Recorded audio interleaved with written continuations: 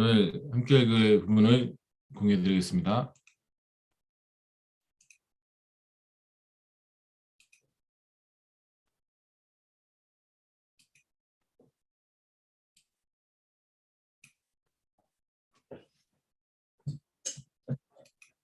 네, 성령님은 우리의 모든 두려움보다 강하시다. 히브리서 13장 6절 말씀입니다. 제가 읽겠습니다. 여러분 눈으로 같이 읽으시기 바랍니다. 그래서 우리는 담대하게 이렇게 말합니다. 주님께서는 나를 도우시는 분이시니 내게는 두려움이 없다. 누가 감히 내게 손댈 수 있으랴. 아멘. 네, 그렇습니다. 성령님은 우리의 모든 두려움보다 강하십니다. 차량팀과 함께 브루클린 도심의 이스트강이 내려다보이는 곳에서 DVD를 위한 촬영을 준비하고 있었다. 도시에 어둠이 내렸다. 촬영팀이 조명을 설치하고 카메라 위치를 확인하는 동안 지나가던 행인 몇몇은 걸음을 멈추고 우리를 보았다. 아마 광고나 영화를 찍는다고 생각하는 듯했다. 브루클린 도심은 유행의 거리로 변모했다. 모든 유행의 거리가 그렇듯 브루클린도 기독교의 영향은 미미하다. 기독교와 복음의 적대적인 동네가 많기 때문에 몇몇은 이 도시를 불경건하게 여긴다. 나는 예수님을 구주로 모시지 않고 성령의 능력을 받지 않는 인생은 무의미하다는 대사를 곱씹으면서 휴신호를 기다렸다.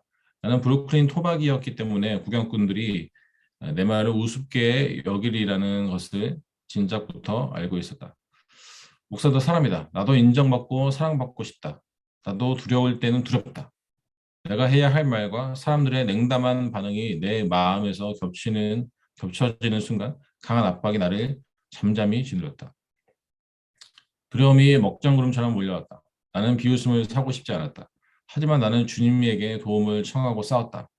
하나님, 사람들의 적개심을 두려워하지 않겠습니다. 복음을 부끄러워하지 않겠습니다. 휴신호가 떨어지고 나는 카메라를 보며 말했다. 내 대사는 2분에 불과했지만 사람들의 반응은 훨씬 더 빨랐다. 예수님의 이름이 나오자 몇몇은 고개를 숙이고 자리를 떠났다.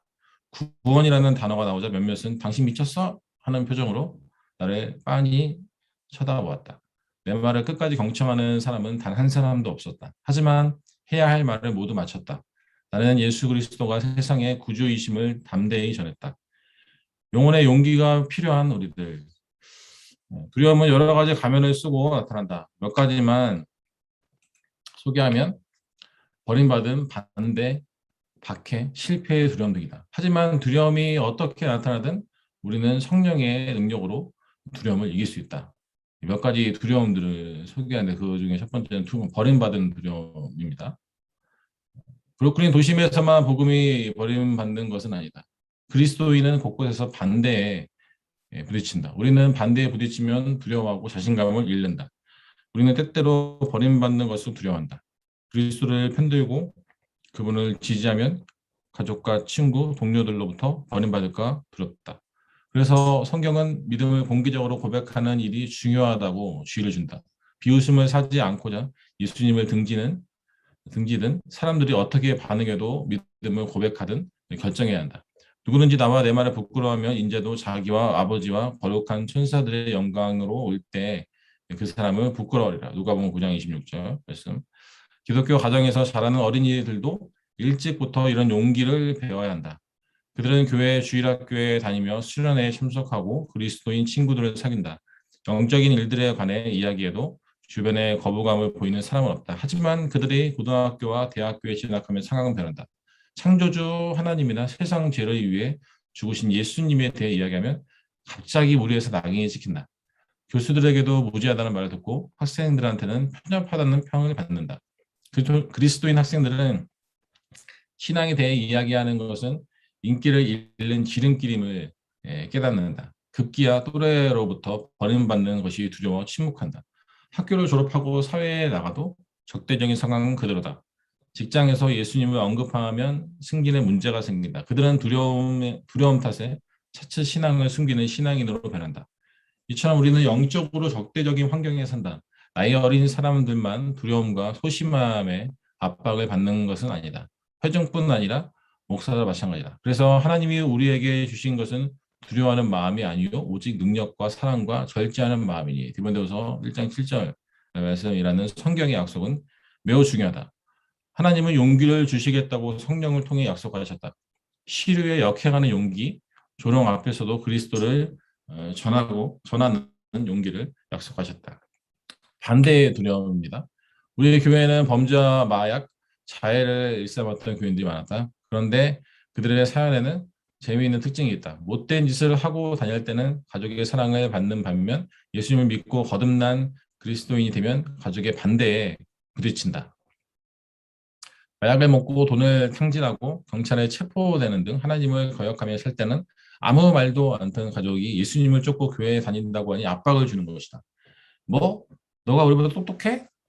교회는 돈만 밝히는 데야. 무슨 사교 집단 아니야? 뉴욕의 한 훌륭한 목사는 중상층 마약 중독자였다가 그리스도를 믿고 변화를 받은 사람이다. 그는 구원받은 것이 기뻐서 삼촌에게 달려갔다. 삼촌, 예수님을 찾았어요. 삼촌은 비웃듯이 말했다. 그래? 예수님이 분실된 줄은 몰랐네. 불교 가정에서 자란 테리 캠이라는 한 여성은 그리스도인이 되고 나서 1년 동안 그 사실을 가족에게 알리지 않았다. 가족의 반대가 두려웠던 것이다. 그녀가 두려움을 이기고 그 사실을 알린 후에는 큰 반대에 부딪혔다. 불교도가 드실대는 집에서 그리스도인은 그녀 혼자였다. 그녀는 가족의 반대와 다툼이 싫어 차에 앉아 기도하기도 했다. 불교도 이민자나 갱생한 마약 중독자들만이 가족의 반대에 부딪히는 것은 아니다. 이런 일은 안정된 가정에서도 일상적으로 일어난다. 게다가 사회에서는 더 말할 것도 없다. 성령이 주시는 용기와 담대함이 없이는 싸움을 이길 수 없다. 성령에 보이지 않으나 강력한 능력에 의지해야 주님께 부끄럽지 않은 인생을 살 수 있다. 우리는 성령의 도움으로 초대교회 성도들의 용기를 본받을 수 있다. 그들은 예수님을 죽인 자들에게 위협을 받았다. 그들은 옥에서 풀려난 후 함께 모여 기도했다. 기도는 신앙에 대한 공격을 이기는 가장 좋은 방법이다. 비길 다음에 모인 곳이 진동하더니 무리가 다 성령이 충만하여 담대히 하나님의 말씀을 전하니라. 사도행전 4장 31절. 아멘. 할렐루야. 그들은 목숨의 위협을 느꼈지만 기도를 함으로 성령으로 충만하고 새로운 용기를 얻었다. 예, 박해의 두려움에 대해서 이야기합니다. 솔직하게 말하자. 버림받고 반대에 부딪히면 심적으로 괴롭기는 하지만 북미 그리스도인들은 그 이상으로 심한 고난은 받지 않는다. 적어도 초대교회가 받았던 것과 같은 박해는 없다. 하지만 해외로 눈을 돌리면 이야기는 달라진다. 얼마 전 홍콩에서 열린 리더십 컨퍼런스에 다녀왔다. 중국에서 온 교회 지도자 수백 명이 컨퍼런스에 참석했다. 여러모로 독특한 행사였고 참석자들은 용기와 성경의 가르침과 복음을 효과적으로 전하는 방법에 목말라 했다. 공산 정권은 오랫동안 기독교 말세 정책을 펼쳤다. 사실 그들은 하나님의 이름 자체를 못 쓰게 했다. 하지만 지난 수십 년 동안 중국 교회는 기적적으로 성장했다. 위협과 위험에도 불구하고 그리스도의 몸은 강하고 활기 있게 성장했다. 지금 중국 그리스도인은 수천만 명에 이른다. 용기와 담대함이 없이는 중국 교회 지도자가 될 수 없다. 컨퍼런스 참석자 절반은 그리스도를 섬긴다는 이유로 수감 생활을 했다. 예배하고 기도하는 그들을 보는 나 자신이 부끄러웠다. 내가 설교하는 날 아침 그들은 중국어로 하나님을 찬양했다. 그들은 마음을 다해 찬양했다. 통역자가 가사를 조금 통역해 주었다. 다음은 그가 설명해 준 후렴구다. 우리를 위해 죽으셨으니 우리의 생명을 드립니다. 십자가 고난 당하셨는데 우리도 달게 고난 받으리. 우리가 죽든지 살든지 무슨 일이 닥쳐도 우리는 주님의 것이네. 평소 이런 찬양을 부르는가? 큰 용기가 없이는 이런 노래를 진심으로 부르기는 여간 어렵지 않다. 이것은 그리스도를 위해 받는 고난의 의미를 아는 사람이 부를 수 있는 노래였다. 오늘날 그리스도를 위해 받는 박해를 두려워하지 않는 가장 용기 있는 그리스도인들은 아시아와 이슬람 국가에 있다. 앞에서 말했던 파키스탄 신자들을 보라. 그들은 날마다 협박과 증오 속에서 살아간다. 그들은 극심한 박해 속에서도 어떻게 주 예수 그리스도를 담대히 전할 수 있을까? 성령이 교회에 주시는 능력으로만 가능하다. 네, 실패 두려움. 네, 하나님을 위해 뭔가를 하고 싶어하는 사람은 많지만 두려움 탓에 정작 실행에 옮기는 사람은 적다. 교회 사역에 동참하고 싶고 친구에게 전화로 성경 구절을 전하고 싶고 기도회를 조직하고 싶다. 하지만 실패가 두려워 망설인다. 이것이 하나님이 주신 마음이라는 것은 알지만 해보지 않았기에 가보지 않았기에 두렵다. 예루살렘 성전 건축에 대해 생각해보라. 다윗 왕은 하나님을 위해 웅장한 성전을 짓고 싶었지만 주님은 그 일을 그가 아닌 아들 솔로몬에게 허락하셨다. 이스라엘 관리들이 모두 모인 자리에서 다윗은 하나님의 계획을 발표했다. 여호와께서 내게 여러 아들을 주시고 그 모든 아들 중에서 내 아들 솔로몬을 택하사 여호와의 나라 왕위에 앉혀 이스라엘을 다스리게 하려 하실세. 내게 이르시기를 내 아들 솔로몬 그가 내 성전을 건축하고 내 여러 뜰을 만들리니. 역대상 28장 5절에서 6절 말씀. 아멘. 하나님의 선택은 분명했다. 다윗은 하나님께 설계도를 미리 받았고 자재도 모두 마련했다. 솔로몬은 시작하기만 하면 된다. 하지만 우리는 여기서 자주 실패한다. 다윗은 솔로몬이 난간에 부딪히라는 것을 알았다. 그래서 그는 내내 솔로몬을 격려한다. 힘써 행할지니라. 역대상 28장 17절. 너는 강하고 담대하게 이 일을 행하라. 두려워하지 말며 놀라지 말라. 내가 여호와의 성전 공사의 모든 일을 마치기까지 여호와 하나님 나의 하나님이 너와 함께 계시사 여기서 떠나지 아니하시고 너를 버리지 아니하시리라. 역대상 28장 27절 말씀. 하나님이 솔로몬을 택하셨고 모든 준비를 마쳤음에도 두려움을 이겨야 했다. 반대나 문제가 없으리라 아무도 말하지 못하지만 성령이 주시는 믿음과 용기로 하나님의 맡기신 일을 용감하게 해낼 수 있다. 우리는 모두 하나님으로부터 받은 사명이 있다. 예수님이 재림에 대해 하신 말씀을 기억하는가? 주의하라 깨어 있으라. 그때가 언제인지 알지 못함이라. 가령 사람이 집을 떠나 타국으로 갈 때 그 종들에게 권한을 주어 각각 사물을 맡기며 문지기에게 깨어 있으라 명함과 같으니. 마가복음 13장 33절에서 34절 말씀. 아멘. 하지만 두려움 탓에 해야 할 일을 하지 않기도 한다. 일을 맡았다는 것과 일을 해냈다는 것은 다르다. 일이 쉬우리라는 보장도 없다. 성전을 짓는 일이든 정부의 박해를 피해 지하교회를 섬기는 일이든 브루클린 주민들에게 진리를 전하는 일이든 두려움은 우리를 공격한다. 하지만 성령은 우리의 수줍음이나 소심함보다 훨씬 더 강하시다. 그리고 버림받음이나 실패의 두려움보다도 더 강하시다. 아무리 약한 자라도 그분이 능력을 주시면 사자로 변한다. 지금까지는 이제 두려움에 대한 얘기였고요. 짧게 담대한 삶의 비결에 대해서 설명하는 부분이 나옵니다. 바울은 청년 목회자 디모데에게 내주시는 성령을 통해 담대하고 두려움을 모르는 사역자가 될 수 있다고 약속한다. 디모데는 기독교 가정에서 자랐다. 할머니와 어머니가 그리스도인이었으니 디모데후서 1.5절 참조하시면 됩니다. 가정 배경은 신앙으로 충만했다. 그는 또한 사도 바울의 영적인 아들이었고 마침내 목사가 되었다.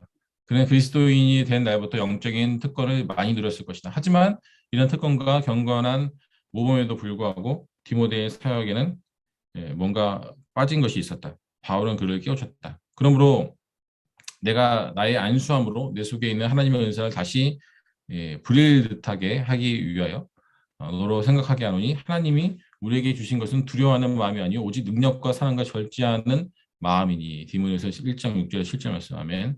바울은 신앙이 진실하더라도 영적인 대범함을 잃고 두려움과 소심함으로 미끄러질 수 있음을 디모데뿐 아니라 우리에게도 읽게 한다.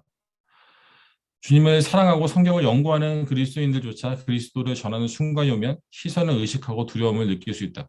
안타깝게도 우리는 뭐든지 설명할 수 있지만 구세주만은 예외다. 바울은 디모데에게 뭐라고 했을까? 더 열심히 하라고 내 마음을 더 깊이 이해하라고 했을까? 그는 인생의 두려움을 이기는 것은 오직 성령이라고 했다. 성령의 불을 지피라. 관심을 가지고 붙도더라. 하나님의 성령이 불타올라야 타고난 성격인 듯한 소심함이 사그라지고 용기가 생길 것이다. 2000년이 지난 오늘 교회사에서 뚜렷이 드러난 것은 성령 하나님이 역사하셔야만 하나님을 새롭게 만나야만 교회와 그리스도인들은 예수 그리스도를 위해 용기를 발휘하고 급진적으로 변모한다는 것이다. 목사는 이것을 가르칠 수 없다. 영혼의 용기는 오직 성령으로부터 생긴다. 오늘날 우리에게도 영혼의 용기가 가장 절실하다. 우리는 훌륭한 가르침을 받고 성경 여건도 여럿이다. 하지만 우리가 해야 할 일은 우리 안에서 성령의 역사를 지피는 것이다. 새로운 마음가짐으로 기도하고 성경을 읽고 성령에게 순종해야 한다.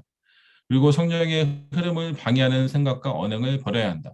성경 말씀으로 말하면 하나님을 가까이 하라. 그리하면 너희를 가까이 하시리라. 야고보서 4장 8절 말씀하면 겸손한 태도로 하나님을 가까이 하는데 하나님이 우리를 내치시겠는가? 구하는 복을 주지 않으시겠는가? 우리가 아직 죄인 되었을 때 예수님을 주셨던 하늘 아버지가 성령의 담대함과 용기를 더 달라는 우리의 간청을 아는 채도 하지 않으시겠는가? 이것은 성경에서 배운 하나님을 몽땅 부정하는 것이다. 죽음을 앞두고 하나님의 풍성한 계획을 다 누렸다고 자신 있게 말할 그리스도인이 얼마나 될까? 아무도 하나님의 계획을 다 이루지 못했다고 후회할 사람이 많을 듯하다. 아마도 하나님의 계획을 다 이루지 못했다고 후회할 사람이 많을 듯하다. 하지만 성령을 모시면 우리를 향한 하나님의 계획과 목적은 완성될 것이다. 임종하는 날 그리스도를 위해 더 많이 일하지 못해서 후회스럽다고 탄식하지 않을 것이다. 우리의 미래는 우리 안에서 그리고 우리를 통해서 일하시는 성령 하나님께 달려있다. 두려움으로 망설이고 주저하며 살든 의지하고 의뢰하고 살든 결정해야 한다. 하나님의 계획은 우리의 지위를 높이고 재능을 살리는 것이 아니라 하나님이 우리에게 약속하신 은혜와 자원이다. 그러므로 우리가 담대히 말하되 주는 나를 돕는 이시니 내가 무서워하지 않겠노라. 아니하겠노라. 사람이 내게 어찌하리요. 히브리서 13장 6절 말씀. 아멘. 네.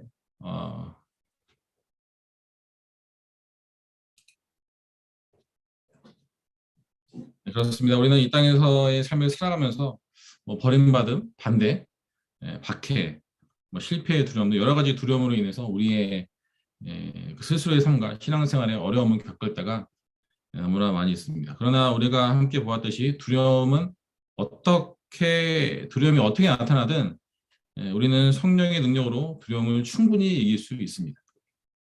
하나님이 두려움을 이길 수 있는 용기를 주시겠다고 성령을 통해 약속하셨기 때문입니다. 그러기에 우리에게 두려움이나 어려움이 다가왔을 때 그 성령님을 의지하며 우리가 기도할 수 있게 되기를 바랍니다. 그렇게 하나님께 가까이 가기 위해서 노력하시는 우리 모두의 삶이 될 수 있기를 간절히 소망합니다.